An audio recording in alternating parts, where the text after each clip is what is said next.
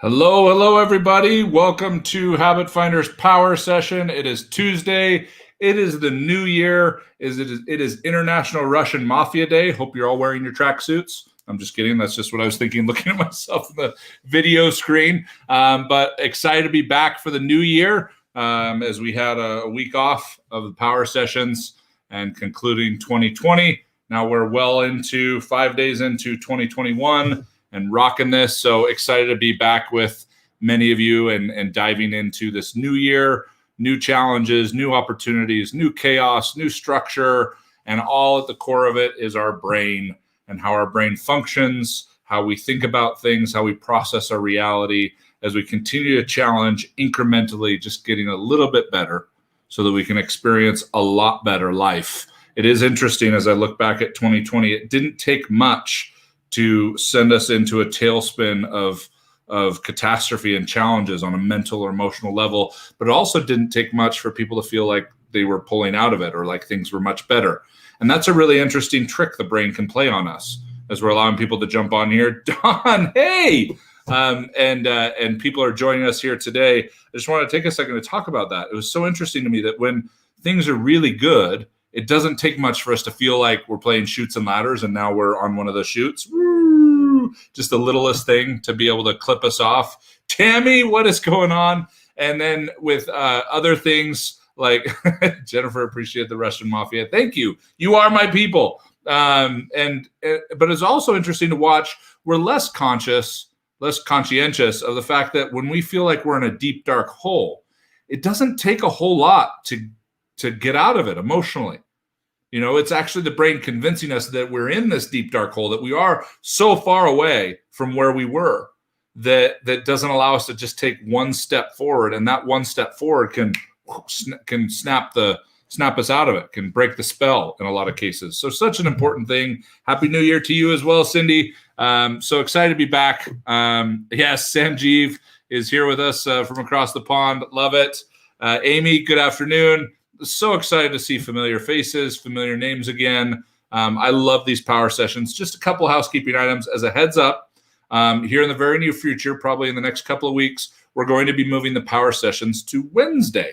So they'll be happening Wednesday, I believe, around 10 a.m., 11 a.m., somewhere around there. So Wednesday mornings. So watch for an announcement on the Facebook page. We'll let all of you know when those are shifting. So there's a couple of reasons behind that we'll share as time goes on. But it's definitely not this week, obviously, because we're here, or next week, because I have a conflict on Wednesday. But it looks like it's going to be a clear runway from there on out to be just as consistent on Wednesday mornings as we have been Tuesday midday. So looking forward to that shift. Also, as a reminder, I could tell you this episode is brought to you by Cracking the Social Code, powered by Habit Finder. Those of you who haven't heard about Cracking the Social Code, we launched this thing in December in 2020, so just about a month ago. It is off the charts. Okay, we paused and pivoted in terms of what are people going to need down the road when the pandemic first hit. And one of the things we decided to focus on was the opportunity to be more social. It was looking like that was going to get more and more strained and more challenging, whether it was the current pandemic or setting a new standard for how we deal with any of these types of things, shutting things down, being distant, all this stuff. And so we wanted to make sure we could plug into feeding the social side of us in new ways that people hadn't considered before. You know, as much as we want to be convinced that Facebook's on the way out and all this other stuff, no, social currency is still, it's never been more valuable than it is right now. And Facebook is still the biggest bank. Okay, it is still where the most users, the most activity are. You can get spin coverage all the time saying, well, it's going down and this is the new it and the new thing. And there are new ways to entertain, but none of them are relevant until they add a send to Facebook button, if you notice. So there's something to watch there in terms of how it's tied together. And we spent the most of last year building the most powerful utility course, the most powerful strategic sequence of what you do every day, 5 days a week, to be able to expand your reach and your influence on Facebook like you wouldn't believe, to be able to get out of the ponds of our social circles and get out into the deep oceans of relationships and dominant alliances and adding value to the world. It's awesome. So if you're ready for putting social back in social media and you haven't jumped in yet, please go to habitfinder.com/social. It's $297, which is for what you get, and the support calls, the live support, and everything else, the tools, the up-to-the-minute accurate strategies. We built the course and launched it the week before December, and 2 weeks later, the heat mapping changed. Our cyber ninja, who's the mastermind behind the strategic timing and other tactical elements of the course, and then we weave a whole bunch of mindset and how to really communicate better and with yourself as well as with others into the course. But the heat mapping changed, and we updated it in a weekend. Saturday and Sunday, boom. We made sure that come the next Monday, the correct days and times of the right posts and what to post and when to post were updated. So Amy's in there. Awesome. I know a lot of you are taking advantage of it, and we knew it was going to be good. We didn't know it was going to be this good. Like across the board, we haven't had anyone who is doing the course as prescribed who hasn't shared ridiculous results with us. So Jerry's saying off the charts. Terry's rocking that. Had an opportunity to watch Terry, who already had his Facebook game rocking and is just taking it even further. John's awesome. He took advantage of social code and then used the success from that to invest in Pro, which was so cool to watch. So yeah, just it's awesome. I don't want to take too much of our power session about it, but we built it knowing that it would serve on a utility level. Little did we know how powerful it was going to be for mindset, how powerful it was going to be for exposing unhealthy habits of thinking.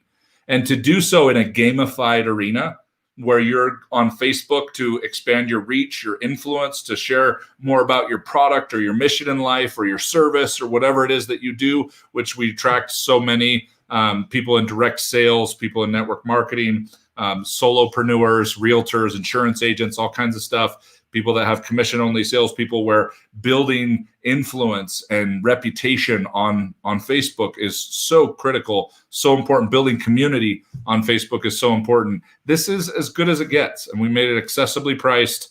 You can share that with anyone. habitfinder.com/social. We've decided to continue that price into January at least. And then those of you who are already in there, Pro is being launched here in the next week or so. We filmed it, and it was wow. It was a whirlwind. Okay. With the demand for Pro, which is just taking it up even to higher levels in terms of social management, friend management, group management, creating groups, joining groups, how to really work those secret sauces of Facebook. Facebook Lives. There are a lot of people that do Facebook Lives, but there are some very particular things you want to understand about what you do before a Facebook Live, what you do after a Facebook Live, and what you do during one that really takes it to the next level. And all of that is addressed in Cracking the Social Code Pro. So if you're in Cracking the Social Code, get Pro as well. All right, that's more than enough to talk about there. You can learn a lot more about that on the site, and reach out to us with any questions you got. But I'm super excited for today's topic, because this is something that has been really fed by our experiences with Cracking the Social Code. Again, it's revealing so many things about other people, which then makes them more accessible for them to work on for themselves, which is just awesome.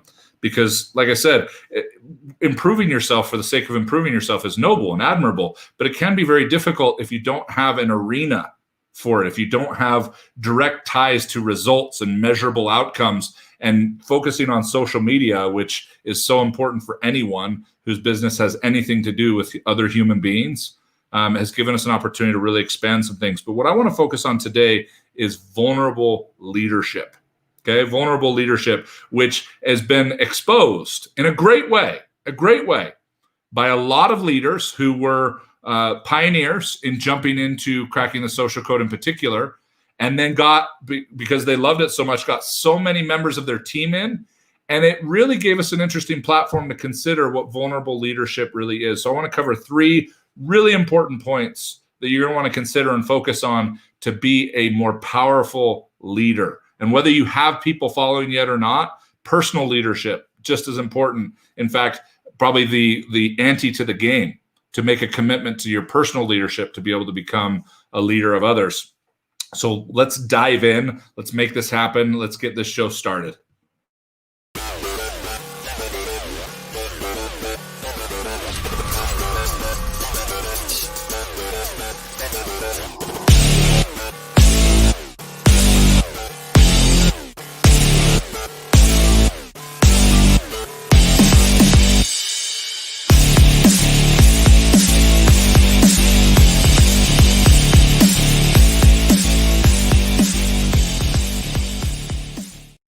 It is 2021 and it is power session time. I am Paul Blanchard, president of Habit Finder. Very excited to be with you today. We are going to dive right in because today we are talking about vulnerable leadership.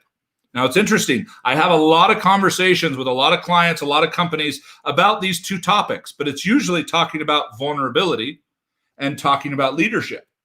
But today I want to talk about vulnerable leadership. This is a critical piece because I've met a lot of great leaders who have done a lot of work on their vulnerability, have really worked hard on finding the power in being vulnerable. I love the way it's put to say being strong enough to be vulnerable, to be able to work through imposter syndrome, to be able to work through self-doubt and fear, to be able to step up and make an impact in other people's lives as a leader. And I've also seen people be able to take the idea of leadership up off the pedestal and make it more human, make it more accessible. I love the TED Talk lollipop leadership, where we don't realize how powerful the little things are that we do as great leaders. Today in particular, though, I want to combine these two because it's so important to address your own vulnerability. And it's so important to address leadership, regardless of how you feel about whether you're a leader or not. I promise you that if you have a spouse or family or kids or a team, a community, a church, whatever it is that look to you in any position of influence, any position of insight, that you are a leader and at the utmost a personal leader to yourself. And so it's so important to understand these two things. There are three areas I want to focus on that, as I mentioned earlier, have been exposed by some of the processes, some of the offerings that we've given out there, in particular our new social media course, that we totally underestimated how metaphysically impactful it would be. And what I mean by that is what it is actually doing in the personal development realm, in our mindset. And that's really been the primary focus of everything we do here at Habit Finder. We get into the utility of sales and marketing and strategic planning and culture and all this stuff in terms of building processes and practices with companies we work with and leaders we work with on a one-on-one basis. We've never had a mass product that has imposed utility on its customers, on the people that are participating in it, until we launched Cracking the Social Code. And in doing so, we had a lot of leaders jump in and a lot of their team members jump in. And there are three major things that have come up as I've kind of watched this from 30,000 feet, as well as getting into the mix of some of it. And I think that we exposed a little bit of a blind spot for quite a few leaders in terms of addressing vulnerable leadership. I think it's really important to consider. So the first thing I want to talk about is the challenges and what to do when you're leading and you're not the expert. Because this is one of the most important skills you can have. Now, I had the opportunity of working for who I consider the greatest CEO in American history, okay? Jack Welch was the CEO of General Electric. He took over in 1981, retired in 2001. It was the biggest, most profitable company in the entire world when he retired, okay? He grew the market capitalization from $14 billion to over $400 billion in those 20 years. Just unbelievable results on paper, let alone the results of his leadership. At a time, 52 of the 100 CEOs of Global 100 companies were pupils, were mentored by Jack. They were VPs of his or executives of his or C-level, C-suite members of his in GE. That's unbelievable leadership. And it's interesting because I remember reading some media snippets and some books. People would knock Jack for he gets all the credit for the success when really it was his people. Well, I can't think of a better indication of good leadership than that it didn't need to be all him. In fact, I think that's probably one of the most important indicators that you are a good leader is it doesn't need to be all you. You don't have to be the one running every call. You don't have to be the one spearheading every project. You don't have to be the one doing all the things. And if you find yourself in a position of leadership doing that, well, it may be time to start considering a hefty dose of vulnerable leadership. Vulnerable leadership is not always pretty. In fact, a lot of the time, it's not. Logistically, fundamentally, it's not always pretty. But it is pretty in terms of its outcomes, in terms of its growth opportunities. Think about some of the times your life wasn't so pretty and what it did for you, what it taught you, what you were able to learn and grow from. And yet when we're out there in leadership, we're trying to make sure that every call is so polished, and we're trying to make sure that every project just goes a certain way, and we miss the opportunity to deploy vulnerable leadership. And one of the hardest places to do that is when you're leading in something that you're not the expert in. First of all, I want to let you know that's okay. In fact, that's great. The fact that you're bringing something into your community, into your team, into your area of leadership that you don't need to be the man or the woman with is awesome. That's a great indicator of vulnerable leadership, but you're going to want to make sure you're not taking for granted the kind of ego and pride buttons that it's going to push when you may have been used to being the one with the answers. I've experienced this very much, okay, especially in building a course that is outside of my expertise. Okay, I can bring a lot of value as we have built Cracking the Social Code, but I am not a social media expert. In fact, if you were to jump on my social media right now, you wouldn't be all that impressed. And a lot of the stuff that's impressive has not been done by me. However, I have different goals than most of my clients when it comes to social media. So I can understand what can be accomplished, but I don't have to have all the right answers. In fact, some of the greatest leaders in the world will realize that they don't have to have all the right answers. In fact, the fewer right answers they have, the better they are at leading, the better they are at being able to develop their people and to develop one of the greatest skills that you can develop as a leader, and that is teaching your people how to find the right answers from someone or something other than you. How many leaders out there are suffering from answer fatigue, from alarm clock fatigue? By alarm clock, I mean, I got asked at a retreat a few months ago, how do we awaken our people? And I said, you don't. And I just sat there for a minute and watched them all go, oh, but we're being told every day to awaken our people. Well, I appreciate that sentiment. I think that's a great energy to bring. But if you really think about it, if you are the one that wakes up your people, you became an alarm clock. You don't want to be an alarm clock leader, okay? Because then you've got to be the alarm clock every day, or the alarm clock every week, or in some businesses, the alarm clock every month. And that's exhausting. Just like if you're the expert in all things, it's like you become a well, and they just keep bringing their empty buckets. Hey, fill mine up, fill mine up. That's not leadership, okay? That's being a hero. That's being the expert. That's being the man, the woman. That's feeding pride and ego, which if you believe is not a part of your equation as a human being, then I don't have time to slap you upside the head lovingly with that kind of ignorance. Because pride and ego plays a huge role for every human being on the planet. Just like money drives every human being on the planet, it just drives them in different directions. It's not a matter of whether these things are part of our equation. It's how aware are we of the way they're impacting us. So if you're going to be a leader when you're not the expert, be okay with not having the right answer. That does not diminish your leadership. And this is way easier said than done. Way easier said than done. We get this conceptually, but pay attention to the unconscious buttons that get pushed. When you're in a call of mentorship and they ask you a question you don't have an answer for, and you've been taught, in fact, you have admired people that could say, you know what, that's a great question, I don't know. But you can't bring yourself to do it, then it's going to be very difficult for you to capitalize on vulnerable leadership. It's going to be very difficult for you to become a great leader who facilitates a space for other people to become greater. Because if you need to be the greatest, you're going to have a really hard time being able to exemplify some of the greatest leaders in history who, like Jack Welch, had 52 of the top 100 CEOs of companies at one time in this country were all people that used to work for him. That's amazing. That's incredible. That's how we want to do this. And yet when it actually starts to happen, I think we take for granted and underestimate the pride and ego buttons that get pushed, because we don't always realize how much we like being the person who has the answer in the moment. But then in aggregate over time, we realize what kind of toll it takes on us.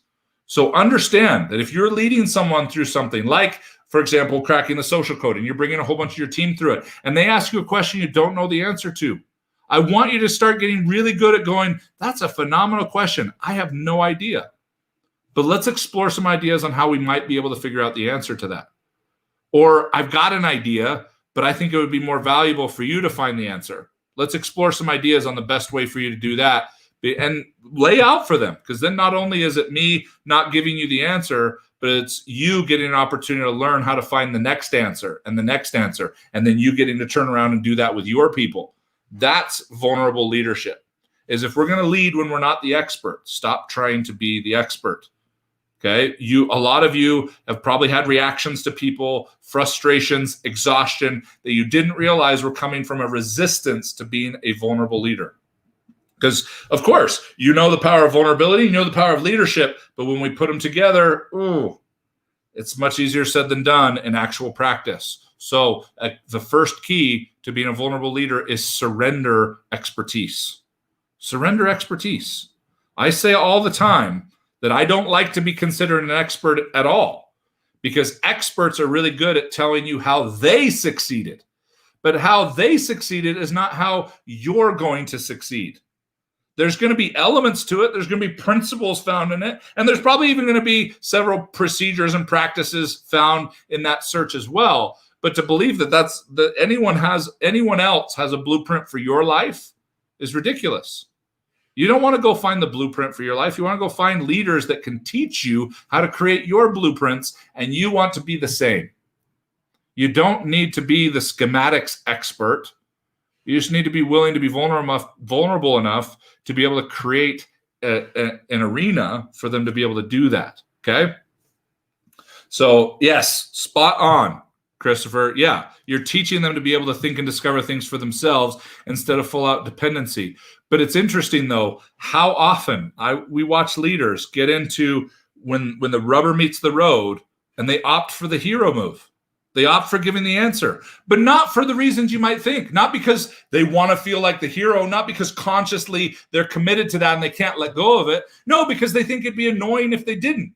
They think they're going to think I'm playing cat and mouse. There's all this social conditioning, all this noise, all this self-doubt that's been suppressed that the great leader has pretended they don't have, this fear and doubt that they've pretended isn't there anymore. And it comes back to haunt them in other ways, okay? That's what we want to really start considering is, are we willing to surrender expertise? Because that's not leadership. Leadership is not expertise. I could say that for the next 20 minutes straight, and this would be a powerful lesson in vulnerable leadership. Leadership is not expertise. Exactly, Leslie, beautifully and simply put. You can't say, I don't know the answer too much, but I'd love to find out. I'd love to explore some ideas for how you could find out. See, that sounds cliche. That sounds lame in the moment, or whatever other dialogue you have come up, but really pay close attention to that. That when you're working with someone that considers you a leader, that celebrity feels good. It can be a little addicting. It can be a lot addicting in some cases. But getting the opportunity to really surrender that consciously when the rubber's meeting the road in that moment, where you could be their alarm clock, you could fill up their bucket, you could, save them, and you choose not to. Not because you're a jerk, and not because it's about you, and now you're more Yoda than ever. It's because it's about them. And that's the ultimate vulnerable leadership, is you don't need to be the expert. You need to show up and care and want what's best and be willing to do any work for yourself that you're asking someone to do for themselves. Okay? Number 2, the second piece to vulnerable leadership is realizing that you are not responsible for their success.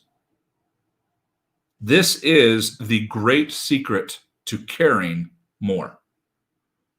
Now, I've had some interesting conversations the last little while with leaders about, what about caring more about someone else's success than they do?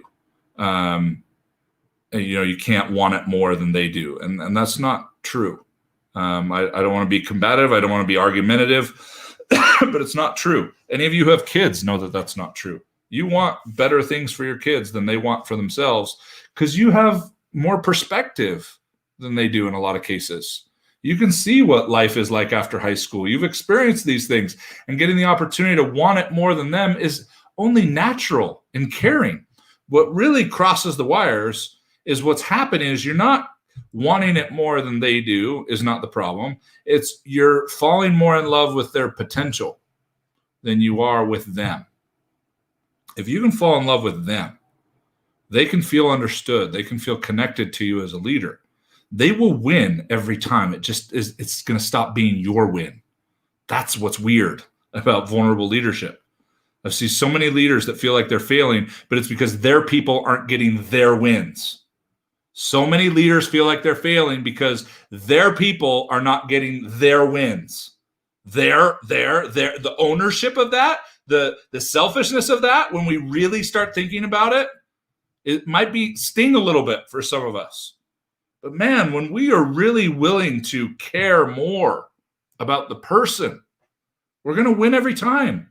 And in fact, we're going to be able to serve them even better, which doesn't mean more necessarily. Doesn't mean more time, more effort. It means more clarity, more efficiency. Meaning that person that we kept trying to ram things down their throat for 8 hours every week and frustrated they wouldn't do anything with it, really just needed us to check in for 20 minutes and just let them know that they're more important to us than their business. And that's it. I get it. There's boundary issues and different things that can come up. I can hear all the dialogue of all of you listening to this right now, but we got to start with a hard line first. And that is that we're no longer going to be going after what we think their wins are. We're going to care about them. And the best way to do that as a vulnerable leader is to realize that you are not responsible for their success. I know it sounds antithetical, sounds counterintuitive, that the way to care the most about your people is to realize that you are not responsible for their success. Because then that allows you to totally care. Because when you care more about their potential than them, okay, when you are feeling like you're responsible for their success, you're not disappointed because they didn't get it. You're disappointed because you didn't get it for them. Period. End of story. That is what hurts. We just dress it up as being more admirable and noble. And I'm not saying that's bad, that's evil. I'm just saying quit telling yourself a false narrative. Oh my gosh, it's so hard to be a leader because not everybody's going to make it.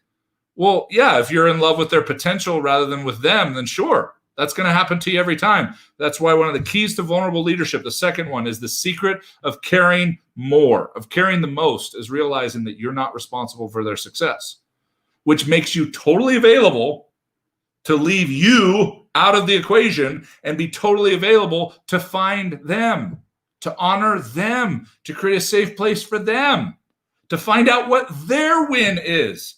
And for some of them, their win was just joining your team. Whether they make a lot of money or not, just joining your team was a win for them. Oh man, let's get back to their wins. You get back to their wins, you're going to find more energy, more excitement. You start to let go of the responsibility of my team is only successful because of me, which is garbage. You're not that important to them. You are not that important to them. You are ultimately important to you, but you are not that important to them, which is what makes you the best person to care about them, the best person to have tough conversations with them, the best person to be able to serve them because you're not tied up and mangled into the mix of your pride and ego of them needing to get your wins that you've put upon them. That's vulnerable leadership, caring more about them rather than their potential. Number 3, processing complaints and venting. This ties right in from number 2. When we realize we're not responsible for their success, and we surrender expertise, you will be shocked at how easily you can listen to people vent and complain without it tanking you. Because I promise you, after been doing this for 20 years with hundreds of thousands of people, that it is not their complaints and their venting that drags you down. Okay? It is the frustration of them not meeting your expectation. It is the frustration of you needing to be right and feeling defensive about their complaint, defensive about their venting, that makes it exhausting for you. I want you to think of how many of you don't like dramatic people that are victims, that complain. And what's interesting to me, I haven't met someone yet that doesn't like that can tell me honestly that they don't have anyone in their life that they complain to. They don't have anyone in their life that they share things like gossip to or anything in that arena. They do. They just do it with someone they trust, someone that they feel safe with, so they don't notice the emotional drag until they're with someone that they're hoping to leverage to hit a rank or make more money with, that's venting and complaining. It's just, I can't stand this. Why do I have to call that person again? Well, maybe it's because they felt safe with you. They trust you, so they can go there. But here's the secret to number 3, being able to handle and process their complaints and their venting. And that is to realize that what they're complaining and venting about has nothing to do with what's really going on in their world. 99% of the time, maybe 98.6. That sounds like a good solid place. 98.3. 98.3% of the time, what they're complaining and venting about has nothing to do with what's going on, but all we can see is they're complaining about that being out of stock, corporate not communicating better, this project not going the way that it was, that person dragging everybody down, and that's not what's going on. They're firing a flare. And you're going, oh, that's hot. It has nothing to do with the flare. It has to do with going and allowing them to feel heard and understood. There's appropriate, healthy boundaries in this, but until we establish these 3 principles of vulnerable leadership, you're going to use the boundaries as excuses. You use the boundaries to beat them over the head with rather than to guide your leadership. So let's stop using boundaries as excuses and batons to beat them over the head, and let's really surrender to vulnerable leadership. This is going to be a huge thing for you in 2021 and beyond. If you can kick off this year owning your personal leadership, owning the fact that regardless of who you are on this call, you are a leader, and you will want to be a vulnerable one. You want to be a leader that can surrender your expertise, that can see the way pride and ego plays a role in wanting to be the one who awakened them, wanting to be the one who had the answers, even though you know that's hero leadership. That's not how we do this. But in the moment, easier said than done. So really deeply work on surrendering that. Secondly, to realize you are not responsible for their success. And that is why you can care more without it weighing you down more. That's efficient caring. That's love unlimited. If I go, wow, I am not responsible for your success, so I don't need to be in this equation. I can be totally available and leave my crap behind, leave my unhealthy habits behind, leave my pride and ego out of the equation to be totally available to serve you and meet you where you are and find your win.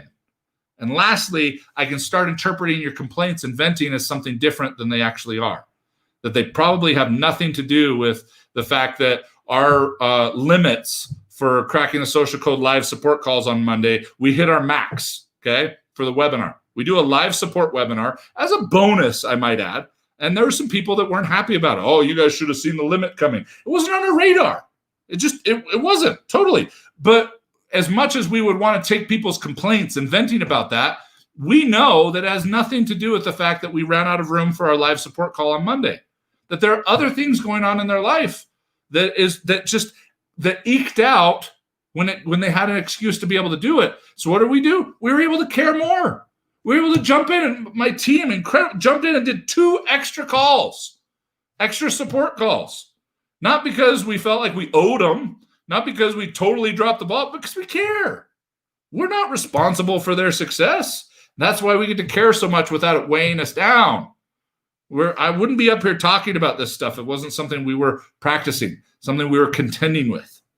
So I ask all of you in 2021 to really make a commitment to vulnerable leadership, to really see how much harder we're making life on ourselves as a leader by trying to be the expert.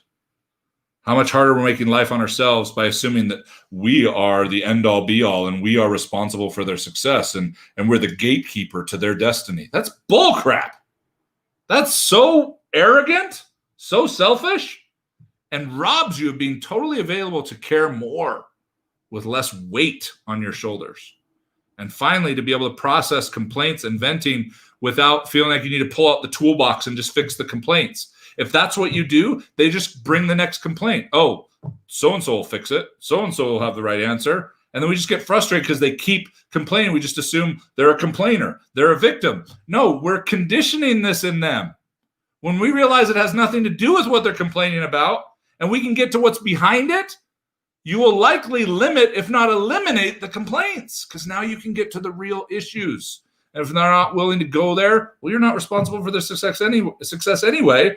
So you don't have to be the end all be all. So you can have some of the tough conversations, set healthier boundaries, have less emotionally reactive, passive aggressive responses to people, and get the most from them because you're focused on their wins, focused on developing their expertise and being able to surrender these ego and pride-driven things that we don't even realize are there. I'm not here because I think most of you are doing this on purpose.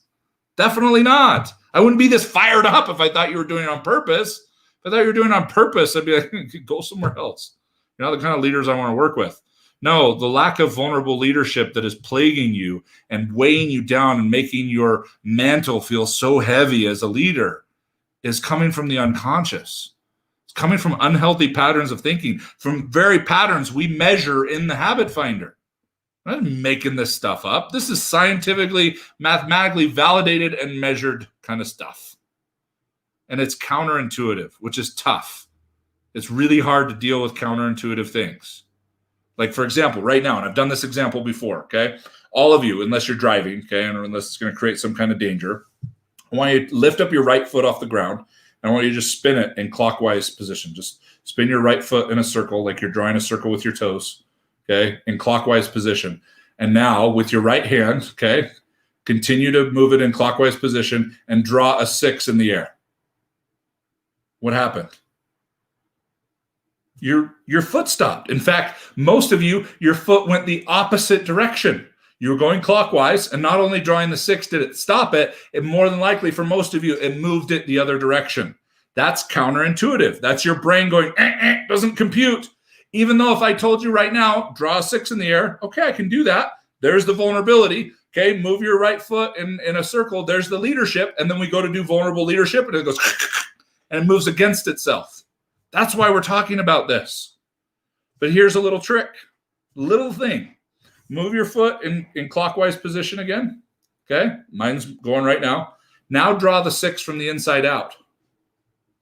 Oh my gosh, now I can draw the 6 and move in clockwise position. Now I can be a vulnerable leader. It sounds so simple, but we didn't know where to look and we didn't understand why. And we go, well, then there's no reason you'd ever want to draw a 6 and move your foot in clockwise. We do that with our leadership. We do that with our frustrations. We justify, we create excuses. That's why we want to look at the brain. Your reality is not the reality. You can conceptually go, oh, yeah, I can draw a 6, no problem. Oh, yeah, I can move my right foot in clockwise position, no problem. But then when I go to do them together, oh, crap. But then when I gave you the trick, you went, duh. I can't tell you how many does have made people millions of dollars working with Habit Finder. Millions upon millions of dollars. Hundreds of thousands of lives changed because of the littlest tweaks that we were taking for granted, that we weren't doing on purpose, but you know the pain that they're creating because you can hear it when we talk about it. It's time to dig deeper, people. It's time to invest more intentionally in yourself. It's time to look at what you want to accomplish. What did you want to accomplish in 2020? And what did you invest in to get there? Okay? What did you try to skirt by on? What did you try to shortcut? What did you try and kind of pseudo invest in? No, what are we really willing to sacrifice? What are we really willing to invest in? I would highly recommend that all of you invest in vulnerable leadership, understanding your thought processes that are making it more difficult for you to do that. That'll both relieve a burden that you didn't even realize you were the one adding the weight to, but not just realize that you were adding it to, actually get the trick to drawing the 6 from the inside out so that you can more effectively and more consistently show up more efficiently and lighter and more fulfilling and more effective and have fun. This is supposed to be fun. I'm having a blast right now. It may sound like I'm like, oh, Paul's so angry. I promise that just has more to do with my size and my tone of voice, but I'm having a blast right now. This is so fun. So fun. I've got some challenges. I've got life. I've got frustrations. I've got challenges. But man, at the end of the day, I'm not having fun. And fun is taking on challenges successfully. Fun is not cutting back, drinking cocktails, doing nothing. Okay, that's relaxing. That has its place. I'm all for it. Rock and roll. But fun is productive. Fun is fulfilling. fun is impactful and making a footprint on this world, and realizing the ways that we're making it a lot harder on ourselves than it need to be, and start releasing some of that tension so that we can be vulnerable leaders, so we can be more impactful and realize that the greatest leaders of all that I know struggle well. So if we're going to surrender to vulnerable leadership, we're going to need to surrender to struggle and stop trying to get rid of your struggle. Start to struggle better. If you can struggle better, you're going to be able to learn vulnerable leadership. You're going to be able to learn to use your mind more constructively. You're going to learn to win. Thanks for kicking off 2021 with us here on the Power Session. If there's anybody you know that would benefit from this, please tag them in this. Share this out. Okay? I could build an entire course off of what we talked about today. In fact, a part of what we talked about today is going to be in the next course that we have launching here early on this year. So there's tremendous things going on, lots of excitement. Thank you for trusting us with your attention, with your time. We hope we get an opportunity to not offer our expertise, but offer our disruption to what you thought was true, so that we can create the next level of truth and therefore the next level of success and fulfillment in your life. Take care, everybody. Love you all. Have a great day, and we'll see you next Tuesday. And then again, probably the week after that, we'll be shifting to Wednesdays, but we'll let you know ahead of time. So thanks, everybody. Take care.